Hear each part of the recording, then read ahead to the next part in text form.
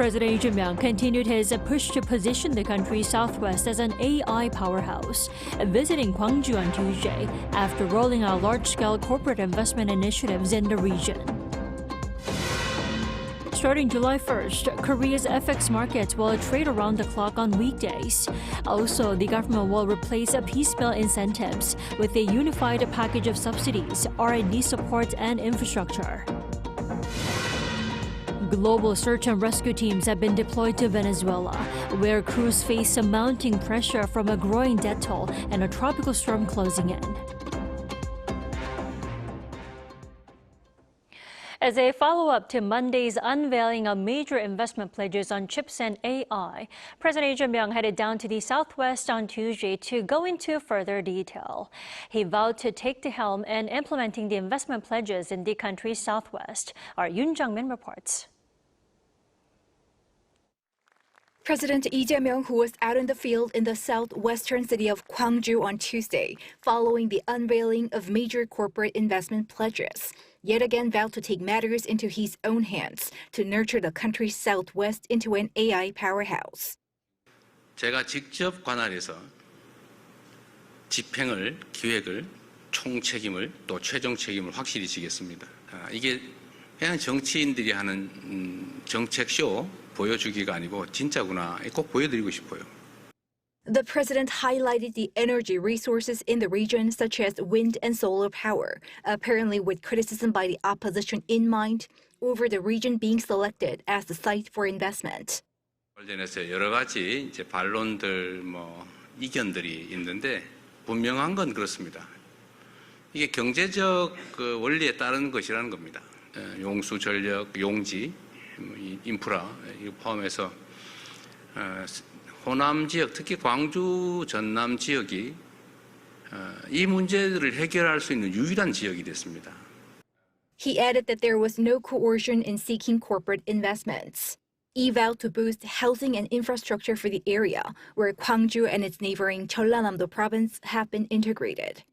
As a follow-up to Monday's announcement of the so-called mega projects, SK promised an investment worth 470 trillion won and Samsung 425 trillion won in the southwest to meet a surging chip demand. We will deal with the global demand for memory chips by establishing a production cluster in the southwest.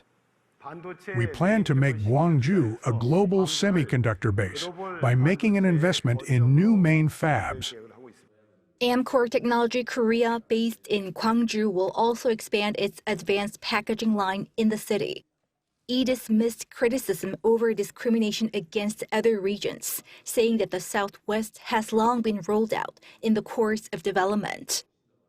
지금 요 사안 자체만 보면 호남 지역에 투자가 조금 많은 게 사실이긴 하죠.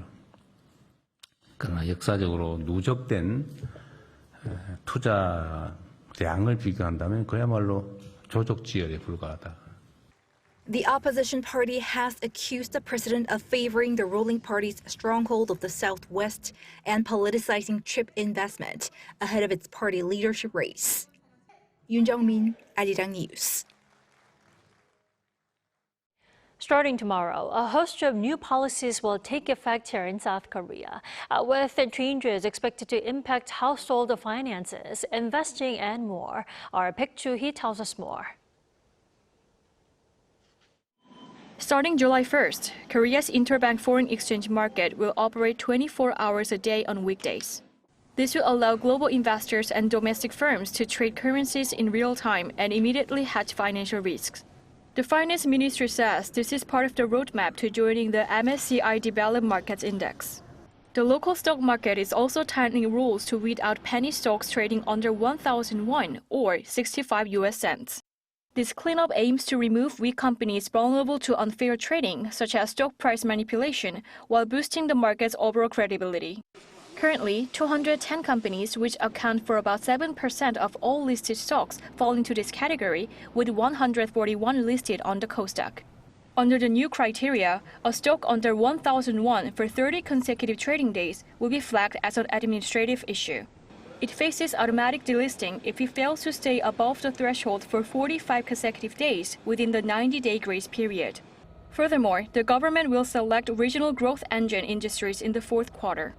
Moving away from scattered individual incentives, the government will provide an all-in-one package integrating subsidies, R&D, and infrastructure. Investing companies can receive a subsidy covering up to 25% of their corporate investment alongside low-interest loans. Plus, young employees at these firms will get up to a 90% income tax exemption for 5 years, as well as housing support near industrial complexes. From sharpening market competitiveness to household living cost, the second-half policies aim to reshape Korea's economic landscape. 백주희, Arirang News. And beyond the economic measures, a number of other policy changes are also set to take effect, aimed at making everyday life more convenient and affordable. Our Park Chae-ryung has more. One of the most notable measures is the government's support for cultural consumption among the public. In July, 4.5 million movie ticket discount coupons, each worth 6,000 won, will be distributed on a first-come, first-served basis. Each person can receive up to 2 coupons, which can be used at major theater chains, including CGV, Lotte Cinema, Megabox, CineQ, and independent cinemas. Mom and dad will be able to take more days off for their children. Starting August, workers will be allowed to take 1 or 2 weeks of paid parental leave once a year when short-term care is needed for children aged 8 or younger, such as when a child is sick or when daycare centers or schools are closed. Support measures for male workers will also be expanded in September. The new system allows male workers to take up to 5 days off when their wives go through a miscarriage or stillbirth. The booking period for train tickets will also be expanded. The government said the reservation period for train tickets will be extended to 2 months before departure. Until now, train tickets could only be booked 1 month in advance, unlike flights and accommodation which are usually available for reservation around 2 months ahead of time. The government said the change reflects public inconvenience over the shorter booking window for train travel. The government will upgrade the AI-powered search function on Government 24, allowing users to ask questions in everyday language even if they do not know the exact administrative terms. The system will identify the user's intent and provide personalized information based on user data and conversation details from among some 20,000 civil service and benefit programs available on Government 24. Park Chae-ryung, Arirang News. In other news, the U.S. and Iran are signaling a possible return to diplomacy, sending delegations to Doha, Qatar, just 2 days after a 4-day military clash put their fragile ceasefire to the test. Kim Sejong has the details. President Trump announced on Truth Social Monday local time that Iran had requested a meeting and said it would take place in Doha. White House Press Secretary Caroline Leavitt confirmed that Special Envoy Steve Witkoff and the president's son-in-law Jared Kushner would lead the American side for what she called high-level meetings, alongside parallel technical talks. Iran has requested a meeting this week, so Special Envoy Witkoff and Jared Kushner will be flying to Doha for high-level meetings this week. As on the sidelines of those high-level talks will be the technical talks. But Tehran tells a different story. Foreign Ministry spokesperson Ismail Baghai said Iran has no plans for negotiations with the U.S.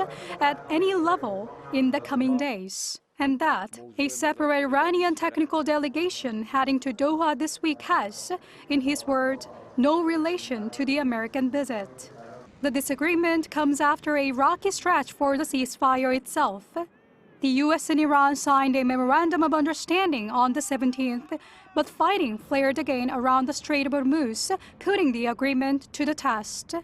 Still, signs are emerging that contact may happen in some form. A senior Iranian official told Reuters the two sides will meet in Doha Tuesday, and this round of talks would focus on managing the Strait of Hormuz and de-escalating tensions. Through the standoff, limited shipping traffic has continued. Tracking data shows roughly 20 commercial vessels passed through the strait Monday, well below the pre-war average of around 110 ships a day. Adding to the tension, Israel's defense minister warned that any Iranian missile strike on Israeli territory could trigger renewed war within days, naming Iran's supreme leader as a potential target. For now, the ceasefire is holding, but barely, with both sides trying to keep the diplomatic door open, even as they publicly spar over whether anyone will actually walk through it. Kim Sejong, Arirang News. In the meantime, Iran's efforts to assert greater control over the Strait of Hormuz are forcing vessels to pay new transit fees, adding pressure on global shipping and neighboring economies. Cha Yoon-kyung has more. Tensions remain in the Strait of Hormuz, despite the U.S. Iran Memorandum of Understanding to end the war. Iran is pressing Oman, which controls the other side of the waterway, reiterating that it will have the exclusive right to control maritime traffic in the Strait of Hormuz. Iran's Deputy Foreign Minister Qasem Gharibabadi said on Monday local time that Tehran will persist with its own plans if Oman is not willing to work out an agreement. Gharibabadi also said that he's planning to hold a meeting with Oman in a few days to discuss current issues. Gharibabadi added that Tehran opposes vessels passing through the Strait of Hormuz on routes not designated by Tehran and will block those ships. He also drew a line under France's proposal to demine the waterway in coordination with its allies, saying the operation will be carried out exclusively by Iran. Western countries, including the U.S., have strongly protested Iran's statement, citing that it would be the privatization of an international waterway. As shipping businesses are being forced to pay a toll fee, logistical disturbance is becoming a reality, casting a cloud over the global economy and energy supplies due to the surge in distribution costs. Cha Yoon-kyung, Arirang News. Nearly a week after twin earthquakes struck Venezuela, rescue crews continue searching for survivors. While the chances of finding more people alive are diminishing, several miraculous rescues have renewed hope. Our Park Kwon-woo reports. Urgent rescue efforts continue in Venezuela after two powerful earthquakes struck the country last Wednesday, killing at least 1,719 people. Rescue crews have been searching through the rubble with specially trained search dogs while heavy machinery cleared debris. With tens of thousands still missing, several survivors were pulled from the rubble on the fifth day after the disaster, what many are calling a miracle as the critical 72-hour survival window has passed. I've spent 5 days trapped beneath a building, but I'm alive thanks to my God. He sent his angels, the people who worked tirelessly on my rescue. As far as I know, I was the only person in that building who was found alive. Rescue teams from around the world continue their efforts, hoping to save even one more life. We have now reached 30 countries. 30 countries are in Venezuela, carrying out commendable work to save lives, to rescue people, and to stand with and support our people during these very difficult times. Korea is also considering sending an emergency relief team. The Foreign Ministry said Tuesday it had been considering dispatching a medical-focused relief team rather than a search and rescue unit, given the distance and the expiration of the critical rescue window. Since Venezuela's health ministry asked foreign governments to refrain from sending additional medical teams, we're closely monitoring the situation and will continue reviewing whether to dispatch a relief team. Korea previously decided last week to send humanitarian aid worth $5 million to Venezuela. With rescue efforts from multiple countries continuing around the clock, hopes remain that another miracle survivor will be found. Park Kwon-woo, Arirang News.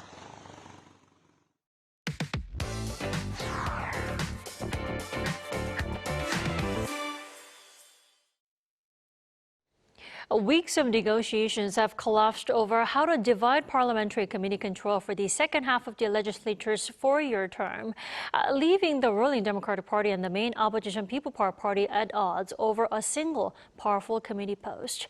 Our political correspondent Moon Hae-ryun joins us in the studio to tell us more. Welcome, Hae-ryun. Good evening, Tami. So, Hae-ryun, what is the latest from the National Assembly tonight? So a plenary session is currently underway, Tami, and it convened at 7:30 this evening after the day's negotiations between between the two parties collapsed for good. Lawmakers are expected to vote on the election of the 11 of the National Assembly's 18 standing committee chairs, put forward by the Democratic Party alone after floor leaders Han Byung-do of the Democratic Party and Chun Jung-sik of the People Power Party met this morning with their deputies for a final round of talks, and neither side moved from its position. The dispute centers on who chairs the Legislation and Judiciary Committee, the issue that has stalled committee formation for weeks. The Democratic Party's 11 committees include that post. The remaining 7 are left for the opposition to fill later. Speaker Cho Jung-sik, who took office on June 5th when the Assembly's second half began, delayed the vote twice today from 2 o'clock to 5 and then to 7 to allow more time for a breakthrough. Han Byung-do explained the party's position this way. We can no longer wait for the People Power Party, which refuses to negotiate, won't submit its list of nominees, and ignores the National Assembly Act by insisting on the Legislation and Judiciary Committee. The People Power Party says it will not accept this outcome and is currently weighing its response. Now, then, Hee-ryun, for our viewers unfamiliar with the Korean parliamentary procedures, why does this one committee carry so much weight? So this committee is often referred to as the gateway of the National Assembly, and this is because it's before any bill receives the final floor vote, it must clear the Legislation and Judiciary Committee, which reviews legislation for legal and constitutional issues, and that gives its chair considerable influence over the pace and direction of lawmaking, making the post one of the Assembly's most consequential. An informal convention has held that a speakership go to the largest party, while the Legislation and Judiciary Committee chair goes to the main opposition as a form of checks and balances. The People Power Party is invoking that convention, arguing the post must remain with the opposition regardless of which power holds power. The People Power Party has only one demand: to restore the Legislation and Judiciary Committee to normal after it became an arena of extreme conflict between the rival parties over the past 2 years. The Democratic Party, however, argues that as the governing party and the Assembly's largest bloc, it can no longer allow committee formation to be delayed, and that restoring normal function to the legislature takes priority. Both sides regard the outcome as decisive for who holds the upper hand over legislative affairs for the next 2 years. Then, Hee-ryun, what else is on tonight's agenda and also in the days to come? So tonight's session covers more than just the committee elections, and lawmakers are also expected to vote on the confirmation of Prime Minister nominee Han Sung-suk. A parliamentary committee adopted her confirmation hearing report earlier today in a meeting boycotted by People Power Party members who say outstanding questions about her record remain unresolved. The Democratic Party controls 161 of the Assembly's 300 seats, allowing it to confirm her appointment alone. Looking ahead, tonight's vote is unlikely to settle the broader dispute. Some within the People Power Party are pressing to boycott all 18 standing committees if the party does not regain Legislation and Judiciary Committee. The Democratic Party, meanwhile, intends to move swiftly on its legislative agenda once committee formation is complete, including a push for a special counsel investigation into a shortage of ballot papers reported during recent local elections. And both parties are also contending with separate internal disputes ahead of upcoming leadership contests, adding to a turbulent start for the Assembly's second half. Well, it sounds like we're in for a busy stretch at the National Assembly. Hee-ryun, thank you for the coverage. Thank you for having me.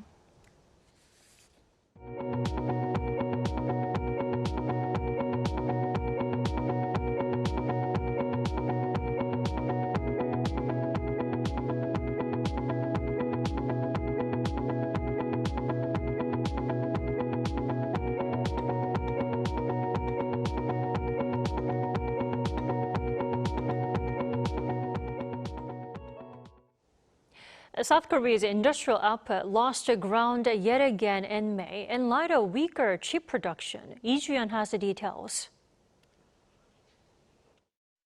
Korea's industrial output fell for a second straight month in May.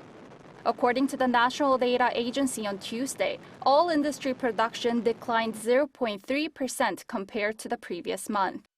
Industrial output was up in February and March, but slipped 0.4% in April. It went down again in May, dropping for a second consecutive month. By sector, services output was up 1.3%, with a recovery in consumer confidence and a jump in foreign visitors helping fuel the bounce. Automobiles and petroleum refining both posted month-on-month increase, with petroleum refining marking its sharpest rise since September 2023. However, these gains were wiped out by a massive 10% drop in semiconductor production, alongside a sharp decline in pharmaceutical. The government pointed out that the drop in industrial output is mostly a correction following months of big gains in semiconductor production. While domestic demand indicators like retail sales and services output rebounded from the impact of the Middle East war, industrial production fell in May due to production pacing and a decline in chip output. Meanwhile, in terms of spending, goods consumption managed a slight 0.1% increase from the previous month. Construction investment rose about 4%, largely driven by massive projects, including new chip factories. The government expressed optimism for the future, noting that the global risks are fading after the recent U.S. Iran peace agreement. Officials predict that the major economic indicators will show a steady improvement moving forward. 이주연, Arirang News. The Culture Ministry here has unveiled a 5-year plan to bolster South Korea's craft industry and boost its presence overseas. Now, under this plan, the government will seek to nurture craft talent and expand market access via new retail hubs for foreign visitors and year-round exhibitions across online and offline platforms. The goal is to raise industry sales from 5.8 trillion won in 2024 to 9 trillion won by the year 2030. While doubling exports to $4 billion. Amid the K-content boom, the King Sejong Institute, or KSI, is adding 29 newly designated institutes to its global network. Now, the KSI is a public institution under the Culture Ministry that oversees Korean language education abroad. According to the Culture Ministry on Tuesday, 29 new institutes have been designated as KSIs, marking the highest number of new designations in the past 5 years. And the expansion comes as enrollment at KSI surpassed 200,000 last year for the first time, setting a new all-time high.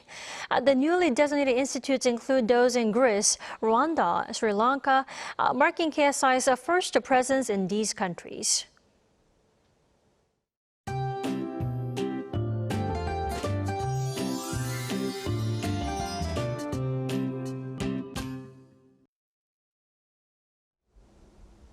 The seasonal rain front has finally moved north, signaling the start of the monsoon season on Jeju Island. It's a late arrival this year, coming 11 days slower than average and ranking as the third latest monsoon onset since records began. Jeju Island is in for heavy rain, with some spots expected to pick up more than 180 millimeters of rain. We'll see another round of showers tomorrow, with 5 to 60 millimeters expected across parts of the central region and western Gangwon-do province. Most areas will see very high UV levels tomorrow, with Daejeon and a few inland areas reaching the extreme category. Ozone levels will also be bad in most regions, including Seoul as well. With both UV and ozone levels running high tomorrow, you'll want to keep the sunscreen handy and avoid staying outside for too long if you can. As for temperatures, Seoul will start the day at 22 degrees Celsius, Daegu at 20 degrees, Gyeongju at 19 degrees. Then by the afternoon, Seoul will get up to 33 degrees, Daejeon at 32 degrees, Busan at 25 degrees. Over the next few days, inland areas will stay hot, with daytime highs reaching around 30 degrees Celsius. Now here's a look at the weather around the world.